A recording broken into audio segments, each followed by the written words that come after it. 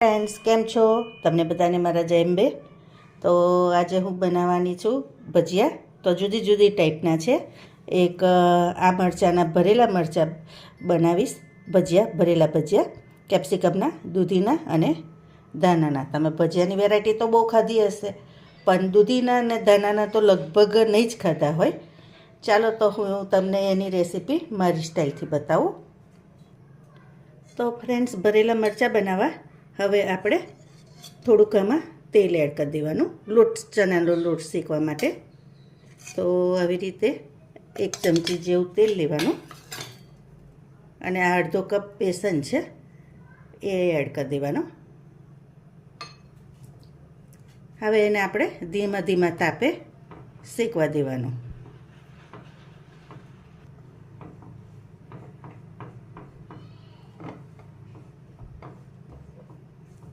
લોટ શેકીને નાખવાથી ફ્રેન્ડ્સ એની ફ્લેવર સરસ આવે. લોટ કાચો નથી લાગતો ભરેલા મરચાંમાં અને શેકાઈ જલ્દી જાય છે.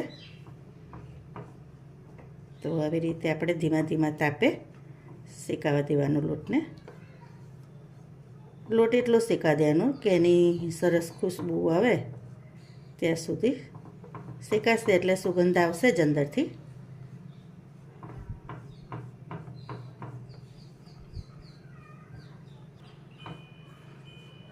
આવી રીતે ધીમે ધીમે હજી શેકાવા દઈશું.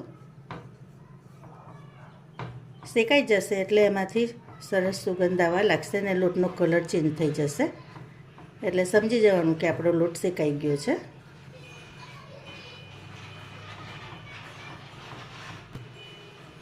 તો ફ્રેન્ડ્સ, જો આપણો લોટ થઈ ગયો છે.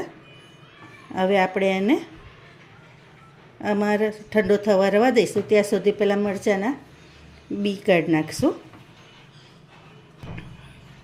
હવે મરચાંને આપણે લઈ લેવાના, આવી રીતે પોરા કરીશું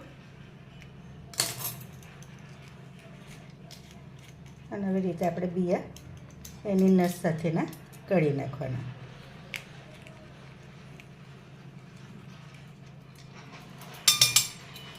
આવી રીતે બધા ખાલી કરી લેવાના.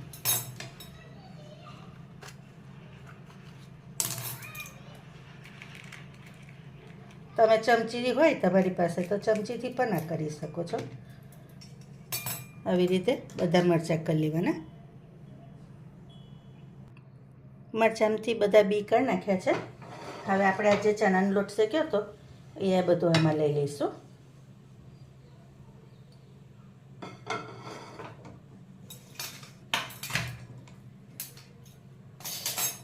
પછી આ ખારી સિંગદાણાનો ભૂકો છે જે શેકીને લીધો છે, તો એ એડ કરીશું.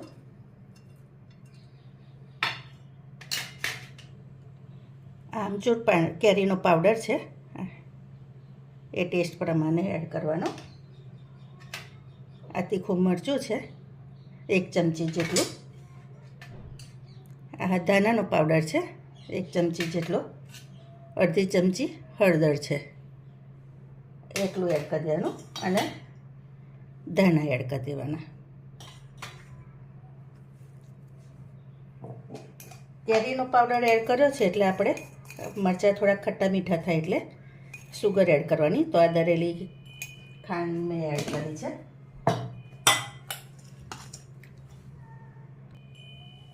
હવે મીઠું એટલે લાસ્ટમાં એડ કરીશું. મીઠું તમે તમારા ટેસ્ટ પ્રમાણે એડ કરવાનું. હવે આ ગરમ કરેલું તેલ છે એ અંદર આપણે એડ કરી દઈશું અને હવે બધું આપણે મિક્સ કરી લેવાનું.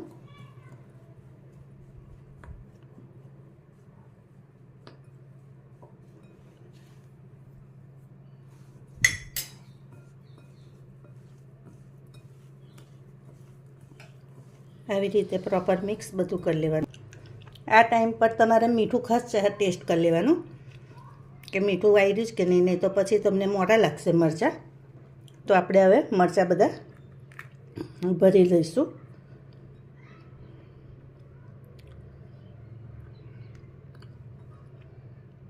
આવી રીતે બધા મરચાં ભરી લેવાના. બધાને આવી રીતે દાબી દાબીને ભરજો.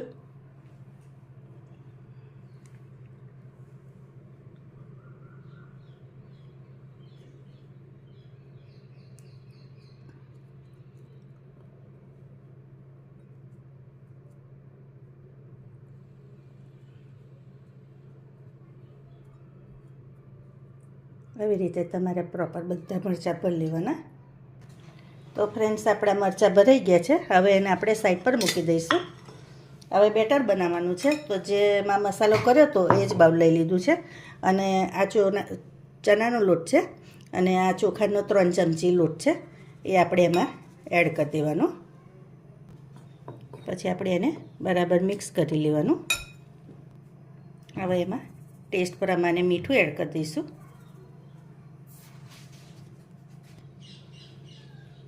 થોડોક અજમો છે, એ અજમો થોડોક એડ કરી દેવાનો. હળદર થોડીક એડ કરી દઈશું. ધાણાનો પાવડર છે એ થોડોક એડ કરી દેવાનો.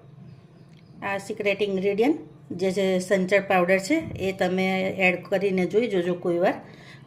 એમાં ભજીયાની ફ્લેવર ઓર વધી જશે, ટેસ્ટ એકદમ અલગ લાગશે. આ જીરાનો પાવડર છે.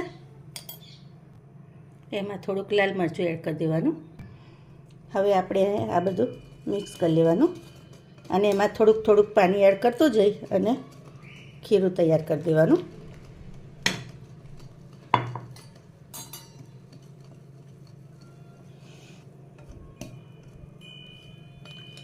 હંમેશા લોટ ચારીને લેવાનો, તો એમાં ગાંઠા ના પડે, નહીં તો ગાંઠા પડી જશે.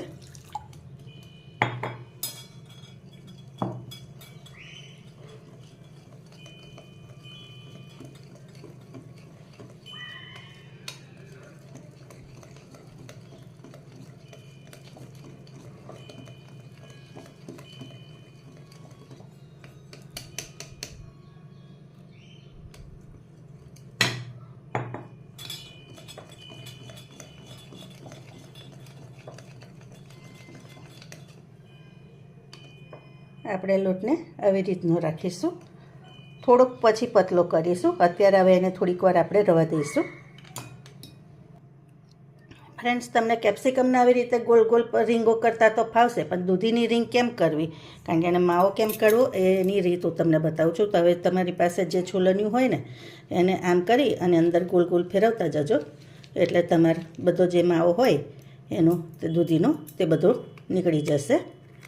અને પછી તમે આની આમ કરીને સ્લાઈસ કરી દેવાની. તમારે ગલકાના ભજીયા બનાવો ને તો ગલકાના તો આખા જ ચાલે, એમાં માવો કાઢવાની જરૂર નહીં. આવી રીતે કરી દેવાના. તો તમે જોઈ શકો છો. હવે આપણે સોડા નાખીશું અને એની ઉપર થોડુંક લીંબુનો રસ. લીંબુનો રસ બહુ નહીં એડ કરવાનો, નહીં તો ખાટું થઈ જશે. એને બરાબર આપણે મિક્સ કરી લેવાનું.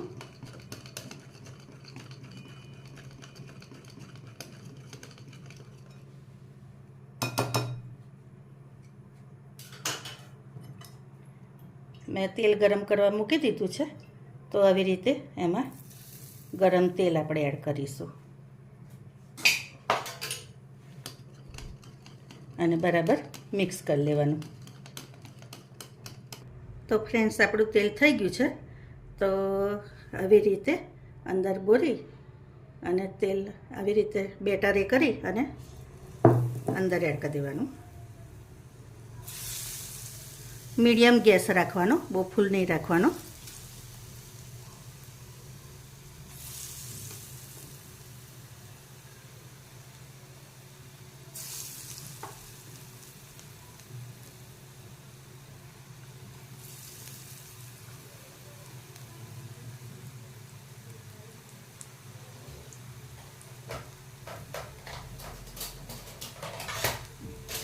હવે એને આપણે ફેરવી કાઢીશું.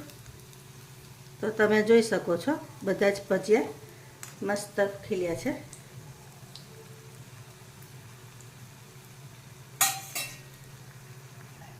તો તમે જોઈ શકો છો આપણા રીંગ થઈ ગઈ છે. તો જો બધી ખીલી ગઈ છે. એવી રીતે હવે કેપ્સિકમના તરી લઈશું.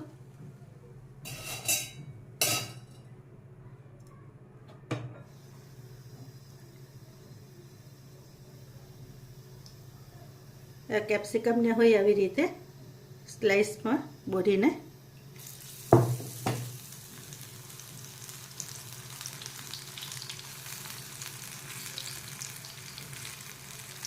તમે એકવાર આ ભજીયા જરૂરથી ટ્રાય કરજો. દૂધીનાને ખૂબ સરસ લાગે છે.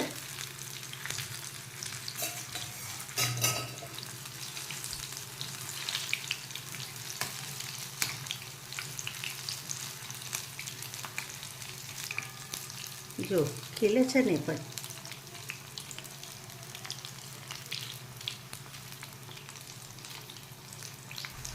તો ફ્રેન્ડ્સ જો આપણા કેપ્સિકમના પણ થઈ ગયા છે. તમે જોઈ શકો છો કે સરસ દેખાય છે.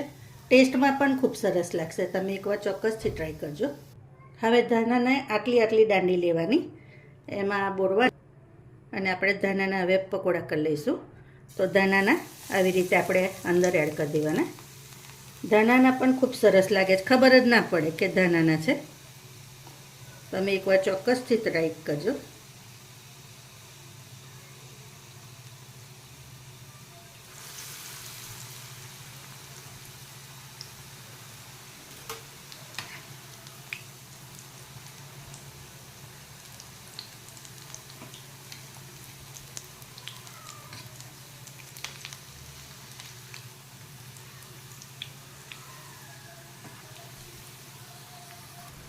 તો આ પણ થઈ ગયા છે, તો આપણે એને કાઢી લઈશું. હવે લાસ્ટમાં મરચાંના જે ભરેલા મરચાં હતા એ આપણે આવી રીતે ફ્રાય કરી લેવાના.